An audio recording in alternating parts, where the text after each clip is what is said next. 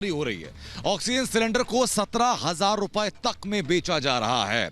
यानी एक तरफ जहां त्राहिमाम मचा हुआ ऑक्सीजन को लेकर के देश के अलग अलग हिस्सों में ऑक्सीजन की कमी के चलते मरीजों की मौत हो रही है, तो वहीं दिल्ली में ऑक्सीजन की अब कालाबाजारी होनी शुरू हो गई है। दिल्ली में ऑक्सीजन की कालाबाजारी की जा रही है और एक ऑक्सीजन सिलेंडर जो कि महज 3 से 5,000 रुपए में मिलता है, उसको 17,000 रुपए तक में बेचा जा रहा है। इसी से जुड़ी एक रिपोर्ट आपको दिखाते हैं। पहले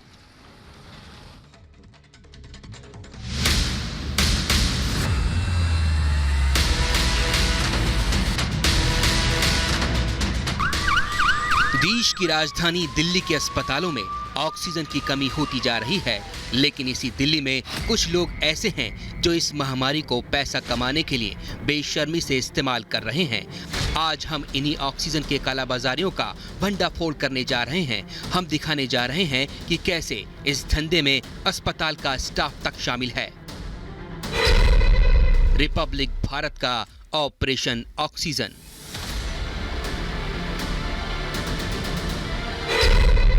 ऑक्सीजन की कालाबाजारी का भंडाफोड़।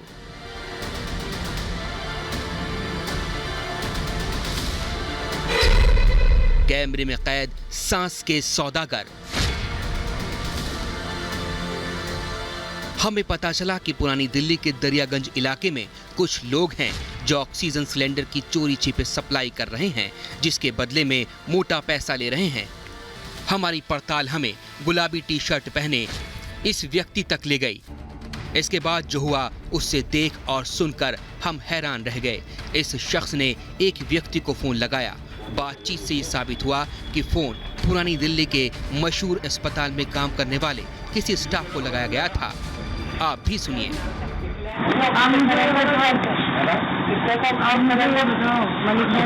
अगर आप मेरे को वो दिलवाते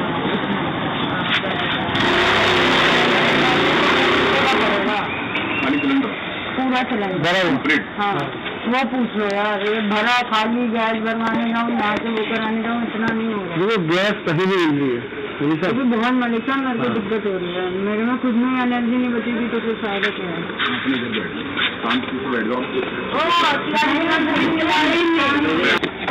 किस तरह का करा गया बताओ ना यार। और उस लड़के से फोन तो करके पूछ लो।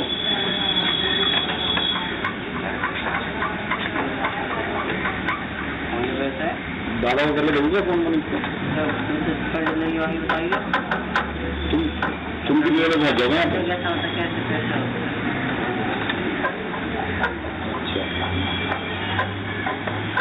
चलो फिर मैं उनको फोन करके देखता हूँ। मलिक भाई एक काम करो, आप मंगवा के रख लो, हैं मैं आपसे कल ले जाऊंगा। आप अभी बात कर लो, मुझे बस रेट बता दो कितने का है। रेट की बात समझ नहीं, रेट मैं पहले क्यों बात करूँ? रेट की बात तो कर करेंगे ना। मैं चीज पर सामने आ गया चीज से आएगा तो मैं आपको बताऊँ क्लियर बात। हम बहुत जगह बोली है, लोगों ने 60,000 भी बोला, 80,000 भी बोला, और मैं आपको हमने रात को मेरे ख्याल से 17,000 में वो फुल साइज वाले सिलेंडर भेजे अपनी गाड़ी में। अब हमें पता होता ना ये समस्या है सामने, तो हम तो खुद स्टॉक करके रखना है। तुम्हारी मार्केट में जो गैस जो ऑक्सीजन वाली गैस भरते हैं यार, ऑक्सीजन सिलेंडर चाहिए था। हाँ बहुत जरूरी, बड़ा छोटा कोई भी हो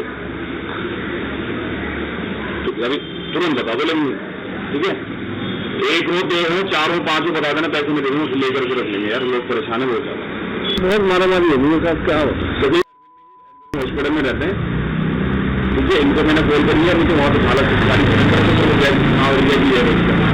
बाकी मैं लगा हूँ तो मैं आपको बोल रहा हूँ मेरे आप जब गाड़ी ये जब एहसास हुआ ना तो रात को हमारी गाड़ी सुनी दे गई वहाँ से। और मैं कह रहा हूँ 7,000 में ही बोल रहे हैं आप, क्या बात मैंने यार 5,500 6,000 रुपये 17,000 में क्यों बिक्री में सोचते रहो ना।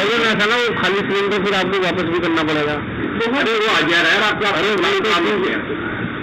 उसका कोई इशू नहीं है ना। पैसे मैं अपने पास से दे दूंगा। आप पैसे की चिंता ना करें, पैसे बता देना कितने पैसे। इसकी बातचीत से ये भी सामने आ गया कि अस्पताल के अंदर कोई ऐसा है जो इस काम में इसके साथ शामिल है। ये वो लोग हैं जो पैसों के लिए सांसों का सौदा कर रहे हैं। जब दिल्ली समेत देश के दूसरे शहरों के अस्पतालों में ऑक्सीजन खत्म होती जा रही है तो ये लोग आपसी साठ-गांठ से अस्पताल की ही ऑक्सीजन बाहर मंगाते हैं और उसे कई गुना दाम पर बेचते हैं। Bureau report, Republic Bharat.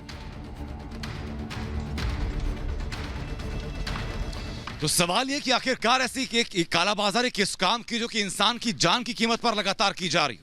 एक तरफ हजारों सैकड़ों की तादाद में वो मरीज हैं जो कि दिल्ली के अंदर ऑक्सीजन की कमी से तड़प रहे हैं, लोगों की ऑक्सीजन की वजह से मौत हो रही है। लेकिन एक तरफ एक बड़ा वर्ग ऐसा भी है जो मुनाफाखोरी में इस वक्त लगा हुआ है और इसी को लेकर के ऑक्सीजन की कालाबाजारी में संलिप्त है। सवाल व्यवस्था के ऊपर भी है कि कैसे संभव हो पाता है कि अस्पताल के अंदर जो ऑक्सीजन मरीजों के लिए पहुंची है, ये मुनाफाखोर लोग उसको अस्पताल से बाहर ले आते हैं और फिर बाहर खड़े होकर मुनाफे के तहत उन तमाम चीजों को बेचने में लगे हुए हैं। हमारे सहयोगी महिमा हमारे साथ जुड़ चुके हैं लाइव, जिन्होंने ये ऑपरेशन किया। महिमा, बताइए जरा कि क्या क्या इनपुट्स आपके पास थे और जब आप वहां पहुंची तो क्या सामने आया?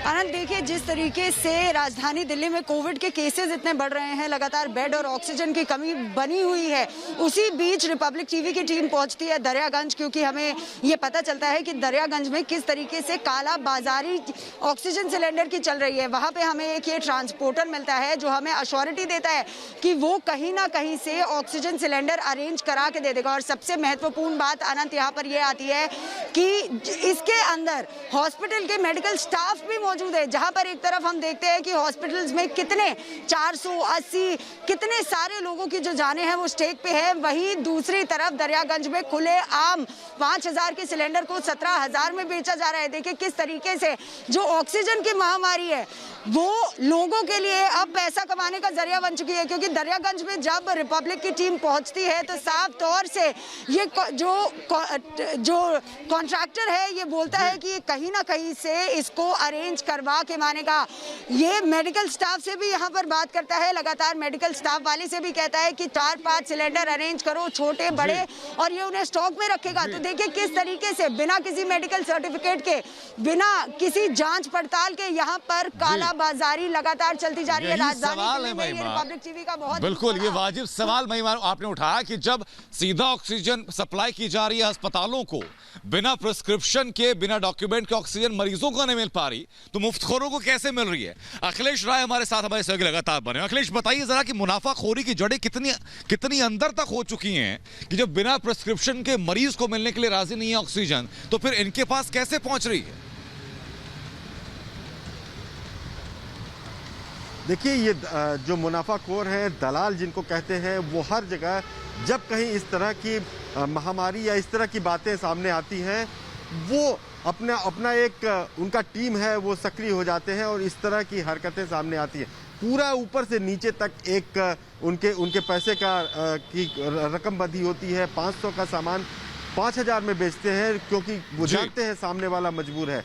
लेकिन जहां तक ऑक्सीजन का सवाल है, पूरे देश को ऑक्सीजन सप्लाई करने के लिए केंद्र सरकार में लगातार बैठकें चल रही हैं। सरकार ने अदालत में यहां तक कह दिया कि जितना इंडिया में प्रोडक्शन है उससे ज़्यादा मांग हो चुकी है इस कोविड की वजह से, और हम लगातार प्रयास कर रहे हैं, प्राइवेट कंपनियों से कह रहे हैं कि वो ऑक्सीजन का प्रोडक्शन बढ़ाएं। ये सारी कवायद सरकार कर रही है, लेकिन सबसे बड़ी कवायद उसको एक और करनी चाहिए कि ऐसे बिचौलियों को, ऐसे इंसानियत के जो दुश्मन हैं, उनके खिलाफ भी सख्त से सख्त कार्रवाई की जानी चाहिए, जिससे कि एक आम नागरिक को, एक आम आदमी को जिसको वाकई में ऑक्सीजन की जरूरत है, उसको आसानी से ऑक्सीजन मिल जाए। हमारे स्टिंग ऑपरेशन में ये दिखाया जा रहा है साफ तौर पर कि अगर किसी गरीब आदमी के पास 17,000 रुपए नहीं है तो क्या बिल्कुल अखिलेश, मैं वापस लौट रहा हूं आपके पास, लेकिन ये हालात सिर्फ दिल्ली में नहीं है, ये हालात सिर्फ दिल्ली में नहीं है अखिलेश, देश के अलग अलग हिस्सों में भी ऐसे ही हालात बने हुए। अगली खबर उत्तर प्रदेश के अलीगढ़ से, जहां अलीगढ़ में ऑक्सीजन की कमी से लोगों की मौत हो रही है। इस वक्त की एक अहम जानकारी आपको दे रहे हैं कि देश में चौतरफा ऑक्सीजन की कमी की वजह से हाहाकार मचा हुआ है। खुद दिल्ली के मुख्यमंत्री अरविंद केजरीवाल ने भी कुछ वक्त पहले प्रेस कॉन्फ्रेंस की और कहा कि यहाँ पर ऑक्सीजन की कमी है। मैक्स अस्पताल को रातों रात हाईकोर्ट का दरवाजा खटखटाना पड़ा, लेकिन हालात ये हो चुके हैं कि ऑक्सीजन न मिलने से अलीगढ़ में 5 लोगों की मौत हो गई, नासिक में 6 सिग्मा अस्पताल में कमी है, दिल्ली के साकेत मैक्स हॉस्पिटल में ऑक्सीजन की किल्लत है, नासिक के अस्पताल में ऑक्सीजन की कमी। और आपको याद होगा कि नासिक के अस्पताल में ही मरीजों की मौत भी हुई थी, 22 मरीजों की मौत हुई थी क्योंकि ऑक्सीजन लीक एक जगह से हो गई थी। तो ये हालात इस वक्त देश के अलग अलग हिस्सों में, अलग अलग राज्यों में, अलग अलग शहरों में बने हुए हैं कि ऑक्सीजन की किल्लत यानी कि जो प्राणदायी वायु है उसकी किल्लत लगातार हो रही है। हालांकि केंद्र सरकार की तरफ से कहा जा रहा है कि सभी जरूरी कदम उठाए जा रहे हैं। जो इंडस्ट्रियल सप्लाई ऑक्सीजन की होती थी उसको रोक करके सीधा अस्पतालों को ऑक्सीजन देने की बात की गई है। राज्य सरकारों की तरफ से यही कोशिश की जा रही है कि ऑक्सीजन की उत्पादकता है वो पर्याप्त मात्रा में है, लेकिन उसके बावजूद भी यहां पर मरीजों को ऑक्सीजन नहीं मिल पा रही है। इसी से जुड़ी एक रिपोर्ट आपको दिखाते हैं मेरे सहयोगी विवेक राय की कि हालात आखिरकार जमीन पर क्या है। कि मेरा पेशेंट 3 दिन से एडमिट है, कंट्रोल रूम पे मैंने 3 दिन पहले से इलाज कराया हुआ है और नहीं कोई जवाब मिलता है। फिर जब हमने प्राइवेट कहीं से गैस की उसका मास्क लगवाया तो अब हम पूरी जगह मुरारी गैस कल हम गए 3 घंटे वहाँ खड़े रहे, उन्होंने सिंगल सिलेंडर नहीं देंगे। फिर मैडम तो आके बता रही हैं कि आप डॉक्टर का पर्चा लेकर सर मैं कोविड रिपोर्ट में दिखा रहा था कि देखिए आधार कार्ड देखिए, वहाँ पे इंस्पेक्टर साहब थे, कहाँ पे? वही मुरारी गैस पे। उन्होंने कहा कोई वर्मा जी थे, उन्होंने कहा कि जाइए सीएम से बात करिए, डीएम से बात करिए, हमको आदेश है, हम नहीं दे सकते हैं। ये तो आके बता रही हैं कि सबको मिल रहा है और कोई बिल्कुल नहीं मिल रहा है। हाँ, मैं उसकी जरूर तारीफ करूंगा। मैं गया, फिर क्या कहते हैं, मुझे किसी ने बताया कि वहाँ देवा रोड उधर की तरफ, सारंग नहीं सर, सॉरी, इधर बक्सी की तरफ एसके जो है कोई गैस एजेंसी है, वहाँ पर गया। 11 बजे मैं वहाँ पहुँचा था आंधी तूफान में, लेकिन लाइन लगा के उसने एक एक करके सबको दिया। और सुबह 7 बजे सर मुझे एक सिलेंडर जो है इस तरह से जो है मिला। घंटे लाइन में खड़े रहे आप? करीब सर 8 घंटे सर। हाँ, आपकी क्या समस्या है? सर मैं अभी रात भर मैंने उटरिया पे वो जो गए हैं टैंक, 3 टैंक गए हैं, वो मैंने बांधे हैं। रात में 12 बजे के बाद में सुबह फिर मैं गया, 4 बजे आया, फिर मैं 5 बजे फिर गया। वो टैंक रवाना करे अभी 9 बजे मैंने सुबह 3 बजे जो उटरिया पे बांधे मैंने, हम लोगों को काम करने गए थे। अरे सर जिसकी समस्या सबको देखना पड़ता है। बताइए आप क्या दिखा रहे हैं, क्या कर? ये मेडिकल कॉलेज का पर्चा है, 3 दिन से हम लोग खड़े हैं, कोई गैस नहीं। कहाँ गए? अपने देश में गैस नहीं मिलेगी तो भी कहाँ जाएंगे भाई? हम लोग बराबर ले रहे हैं, बराबर ही हम लेते हैं। हमारी 3 दिन से यहाँ पे गैस नहीं मिल रही है और 95 की उम्र है उनकी, और हमेशा मिलती थी। अब 2 दिन से दौड़ रहे, दे नहीं रहे हैं, बता रहे सब मेडिकल कॉलेज जाएगा, प्राइवेट वाले वहाँ रिफर करके वहाँ से लिखा, डॉक्टर साहब ने लिख के दिया है, उसके बावजूद नहीं दे रहे हैं भाई। मेडिकल कॉलेज का पर्चा है, मेडिकल कॉलेज में भर्ती है, 6 महीना भर्ती रही हैं, और 6 महीना भर्ती होने के बाद डॉक्टर ने कहा कि ऑक्सीजन और सारी मशीनें घर पे खरीदी गई नहीं, और उससे उनका इलाज चल रहा है। अब दे ही नहीं रहे हैं। अभी कहाँ है? मेडिकल कॉलेज में नहीं, अभी यहाँ पे हैं, डॉक्टर ने रिफर कर दिया था। कहाँ पे हैं अभी? घर पे हैं, यहीं पे घर पे गाड़ी का नाम है। आप लोग को भी कोई समस्या? आप लोग को भी नहीं मिल रहा ऑक्सीजन? किसी और को समस्या? तो ये तमाम लोग हैं जो यहाँ पर खड़े हैं। और ये देखिए यहाँ पर जो अवध गैस एजेंसी है, वहाँ पर साफ तौर पे लिखा है कि लिक्विड मेडिकल ऑक्सीजन समाप्त हो गई है।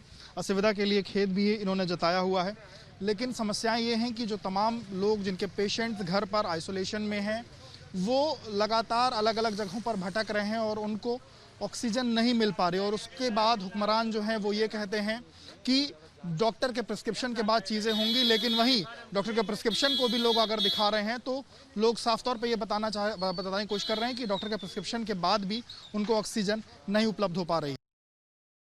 प्रदेश की राजधानी लखनऊ से जहां पर लोगों के सामने कितनी किल्लत है ऑक्सीजन की, ये चीज, ये तस्वीरें साफ बयान कर रही हैं। प्रदेश सरकार चाहे लाख दावे करे, लेकिन रिपब्लिक भारत पर आप जमीनी हकीकत देख रहे हैं कि आपके जनप्रतिनिधि कितने संजीदा हैं और व्यवस्था कितनी दुरुस्त है। ये तस्वीरें आपको बता रही हैं जहां लोग खुद तड़प रहे हैं ऑक्सीजन लेने के लिए, अपने परिजनों के लिए, और बेबस महसूस कर रहे हैं अपने आप में।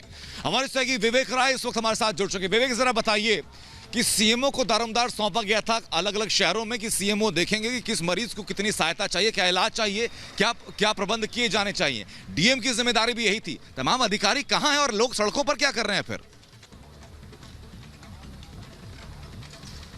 देखिए, आपको बता दूं कि लखनऊ के हालात ये है कि आप किसी भी अधिकारी को फ़ोन कर लीजिए, किसी भी अधिकारी का फ़ोन नहीं उठने वाला है, चाहे सीएमओ का हो, चाहे पिछले दिनों डीएम का हो, चाहे और उसके बाद तमाम और अधिकारियों को जिम्मेदारी दी गई है लखनऊ की। तमाम अधिकारियों को लगातार लोग फ़ोन कर करके परेशान है, लोगों का फ़ोन नहीं उठता है। उसके बाद एक सीएमओ की हेल्पलाइन और एक कोविड सेंटर की हेल्पलाइन है, उसमें लगातार लोग फ़ोन करके परेशान हैं, लोगों को वहाँ से मदद नहीं मिल रही है। लोग 10-10 दिन तक, 5-5 दिन तक अपने मरीजों को लेकर के भटक रहे हैं, उनको कहीं अस्पताल में एडमिट करने की बात नहीं हो रही है। और अब तो ये स्थिति हो गई है कि जो लखनऊ का जो लोग हैं उन्होंने, लखनऊ का जो एडमिनिस्ट्रेशन है उसने ये कहा है कि सिर्फ और सिर्फ अस्पतालों को पहले गैस मुहैया कराई जाएगी। और वहीं पे लखनऊ की स्थिति ये है कि टेस्टिंग बहुत ज्यादा कम हो गई है, लोग घरों पे हैं, उनकी टेस्टिंग नहीं हो पा रही। और बहुत से लोगों को रोक रहा हूं, ब्रेक ले रुकना होगा हम लोगों को यहाँ पर। लेकिन उससे पहले दर्शकों को बता दें कि जितनी कागजी कार्रवाई नजर आ रही है, जितने कागजी कार्रवाई की नजर आ रही है, जितने कागजी दावे किए जा रहे हैं, हकीकत